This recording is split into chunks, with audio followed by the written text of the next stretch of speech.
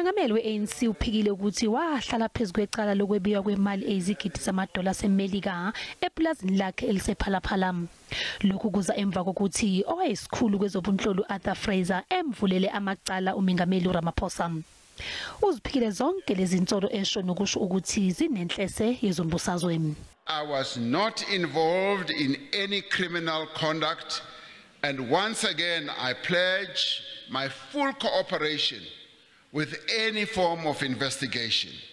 Now, due to the investigation, I will not really be able to engage deeply or further on this matter, as it should allow the due process to take place. However, I would like to say that I'm a farmer.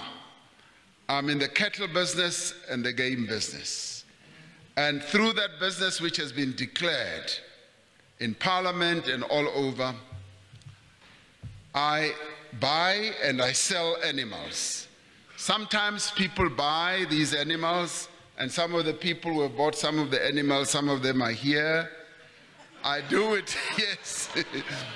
I do it through, the sales are sometimes through cash or sometimes through transfers. Umengameli uphinde wayiphika imali ezigidi ezine zamadola seMelika kepha uma ecela ukuba acacise nakho akushilo. That is part of the whole process of investigation, as I said. So let us allow that to take its due course. And that's precisely what I was giving a little bit of color on. Kusenjalo, umengameli weANC ushayile ihlombe isifundazwe iLimpopo ngokubamba ingqungquthela ebinokuthula. Uhlangothi oluhambisana noSteli Mathabatha luzinqobe zonke izikhundla ezinhlanu kule ngqungquthela.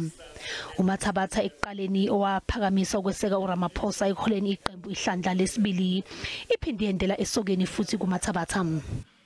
Lead us, Matamela, Reagorata, Matamela. Kuphinde waqoka amalunga ngamashumi-30 ekomiti lesifundazwe abayisihlanu bengamele iminyango abazange baqokwe futhi lokhu kuphakamisa imibuzo ukuthi kungase kube nokuguqulwa kwekhabhinethi lesifundazwe.